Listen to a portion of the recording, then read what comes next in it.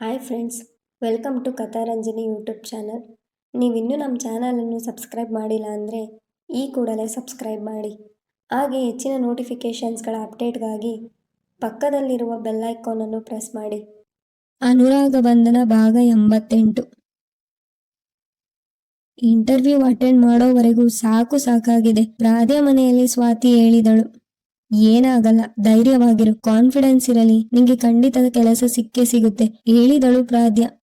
ಎಂತ ಕಾನ್ಫಿಡೆನ್ಸು ಇಲ್ಲ, ಆರವ್ ಇದ್ದಾನಲ್ಲ ಅನ್ನೋ ಧೈರ್ಯದಲ್ಲಿ ಆರಾಮಾಗಿದ್ದೀನಿ. ಹೌದು, ಈ ಮನೆ ಯಾರದು ಅಂತ ನೀನು ಹೇಳಲೇ ಇಲ್ಲ.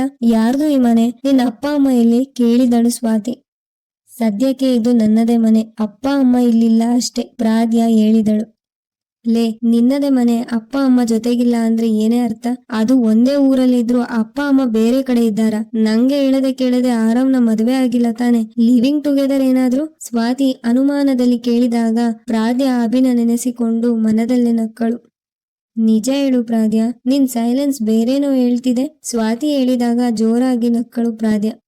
ನಂಗ್ ಅನುಮಾನ ಇತ್ತು, ಹಾಗೆ ಆಯ್ತು. ನಿನ್ನನ್ನ ಅವನು ತುಂಬಾ ಪ್ರೀತಿಸ್ತಾನೆ, ಆ ನಿನ್ ಹಳೆ ಲವರ್ ಅಭಿಷ್ಟನಿಗಿಂತ. ನಿನ್ ಹಳೆ ಲವರ್ ಹೆಸರು ನೆನಪಾದ್ರೆ ಸಾಕು ನಂಗೆ ಮೈಯೆಲ್ಲ ಉರಿದೋಗುತ್ತೆ. ಸ್ವಾತಿ ಹೇಳಿದಾಗ ಪ್ರಾದ್ಯ ಏನು ಮಾತಾಡಲಿಲ್ಲ.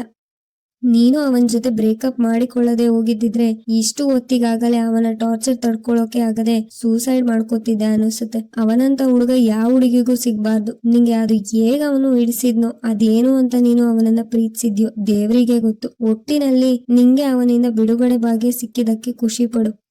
ನನಗಂತೂ ಅವನು ನಿನ್ನಿಂದ ದೂರ ಆಗಿದ್ದು ಭಾರಿ ಖುಷಿ. ನಿಜ ಹೇಳ ಪ್ರಾದ್ಯ, ಆರವ್ ನಿನ್ನ ತುಂಬಾ ಪ್ರೀತಿಸ್ತಾನೆ. ನಿನಗೋಸ್ಕರ ಅವನು ಪ್ರಾಣ ಕೊಡೋಕು ತಯಾರಿದ್ದಾನೆ. ಅಂತವನ ಜೊತೆ ನೀನು ನಿಜವಾಗ್ಲೂ ಚೆನ್ನಾಗಿರ್ತಿ. ನಿಂಗೆ ಅವನು ಕೆಲಸ ಮಾಡಿ ಕೊಟ್ಟ ವಿಷಯ ಕೂಡ ನಂಗೆ ಹೇಳಿದ್ದ.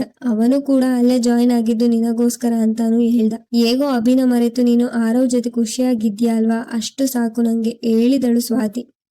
ಪ್ರಾದ್ಯ ಜೊತೆ ಖುಷಿಯ ವಿಚಾರವನ್ನು ಹಂಚಿಕೊಳ್ಳಲು ಬಂದ ಅಭಿ ಇಬ್ಬರ ಮಾತುಗಳನ್ನು ಕೇಳಿ ಕೋಪದಿಂದ ಹಲ್ಲು ಕಡಿಯುತ್ತಾ ಅಲ್ಲಿಂದ ಹೊರಟ. ಆಯ್ತಾ ನಿಂದು? ಮಾತಾಡ್ ಮುಗೀತಾ? ಪ್ರಾದ್ಯ ಕೇಳಿದಾಗ ಸ್ವಾತಿ ಅವಳನ್ನೇ ನೋಡಿದಳು.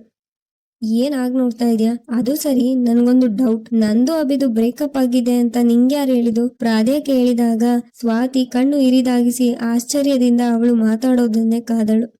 ನಾನು ಅಭಿ ಬ್ರೇಕಪ್ ಮಾಡ್ಕೊಂಡಿಲ್ಲ. ಬ್ರೇಕಪ್ ಮಾಡಿಕೊಳ್ಳುವಂತ ಬಂಧವು ನಮ್ಮದಲ್ಲ. ಅವನಿಲ್ಲದೆ ನಾನಿಲ್ಲ, ನಾನಿಲ್ಲದೆ ಅವನಿಲ್ಲ. 100 ಅಲ್ಲ, 1000 ಸಲ ಕೋಪ ಜಗಳ ಆದರೂ ಯಾರು ಬೇರ್ಪಡಿಸಲಾಗದ ಬಂಧ ನಮ್ಮಿಬ್ಬರದು. ಅಭಿ ಕೋಪಿಷ್ಟ ಅಂತ ನಂಗೆ ಗೊತ್ತು. ಅವನ ಕೋಪಕ್ಕೆ ನಾನು ಸುಮಾರು ಸಲ ತುತ್ತಾಗಿದ್ದೀನಿ.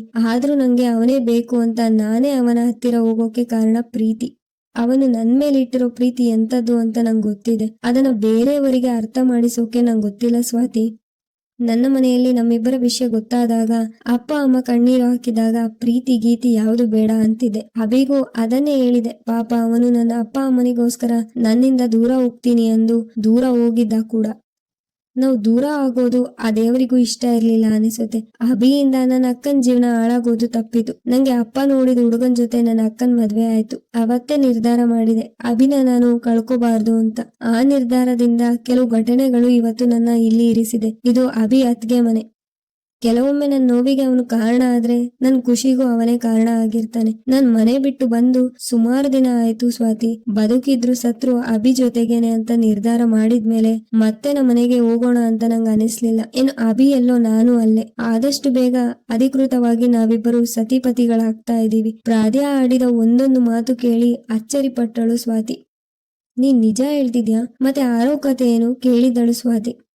ನಾನು ಹೇಳಿದೆಲ್ಲವೂ ಸತ್ಯ. ಇನ್ನು ಆರವ್ ಕತೆ ಏನು ಅಂತ ನಂಗೆ ನಿಜವಾಗ್ಲೂ ಗೊತ್ತಿಲ್ಲ. ನಂಗೆ ಆರವ್ ಒಬ್ಬ ಸ್ನೇಹಿತ ಅಷ್ಟೇ. ನನ್ನ ಅಭಿ ಬಗ್ಗೆ ಗೊತ್ತಿದ್ದು ಅವನು ನನ್ನ ಪ್ರೀತಿಸ್ತಾನಂದ್ರೆ ಅದಕ್ಕೆ ನಾನೇನು ಮಾಡೋಕ್ಕಾಗಲ್ಲ ಹೇಳಿದಳು ಪ್ರಾದ್ಯ. ಪ್ರಾದ್ಯ, ನೀನು ತಪ್ಪು ಮಾಡ್ತಾ ಇದೀಯ ಕಣೆ.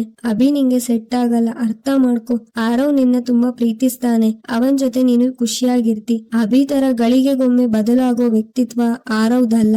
ನೀನು ಅಭಿ ಜೊತೆ ಬ್ರೇಕಪ್ ಮಾಡ್ಕೊಂಡಿಲ್ಲ ಅಂತ ಗೊತ್ತಾದ್ರೆ ಅವನು ಸತ್ತೇ ಹೋಗ್ತಾನೇನೋ. ದುಡುಕ್ಬೇಡ ಪ್ರಾದ್ಯ, ಒಮ್ಮೆ ಹೃದಯದಿಂದ ಯೋಚನೆ ಮಾಡು. ಆರವ್ ನಿಂಗೆ ಎಲ್ಲಾ ಕಡೆಯಿಂದನೂ ಸರಿ ಹೋಗ್ತಾನೆ. ನಿನ್ನ ಅವನು ಚೆನ್ನಾಗಿ ಪ್ರೀತಿಯಿಂದ ನೋಡ್ಕೊಂತಾನೆ. ಇನ್ನೇನ್ ಬೇಕು ನಿಂಗೆ? ಅಭಿ ತರ ಸೈಕೋ ಅಲ್ಲ ಆರವ್. ಅವನು ನಿನ್ ಭಾವನೆಗಳಿಗೆ ಬೆಲೆ ಕೊಡ್ತಾನೆ. ಈ ಎಲ್ಲಕ್ಕಿಂತ ಹೆಚ್ಚಾಗಿ ಅವನು ನಿನ್ನ ತುಂಬಾ ಅರ್ಥ ಮಾಡ್ಕೊಂಡಿದ್ದಾನೆ. ನಿನ್ ಬಗ್ಗೆ, ನಿನ್ ಇಷ್ಟ ಕಷ್ಟದ ಬಗ್ಗೆ ಪ್ರತಿಯೊಂದನ್ನು ಕೂಡ ತಿಳ್ಕೊಂಡಿದ್ದಾನೆ. ಅವನಿಗೆ ಮೋಸ ಮಾಡ್ಬೇಡ ಪ್ರಾದ್ಯ ಪ್ಲೀಸ್ ಹೇಳಿದಾಗ ಸಿಟ್ಟಾದಳು ಪ್ರಾದ್ಯ. ಕತೆ ಮುಂದುವರಿಯುವುದು. ನಿಮಗೆಲ್ಲ ಈ ಕತೆ ಇಷ್ಟವಾಗಿದ್ದೆ ಎಂದು ಭಾವಿಸ್ತೇನೆ. ಕತೆ ಇಷ್ಟವಾಗಿದ್ದಲ್ಲಿ ಲೈಕ್ ಮಾಡಿ, ಕಮೆಂಟ್ ಮಾಡಿ, ಶೇರ್ ಮಾಡಿ. ಧನ್ಯವಾದಗಳು.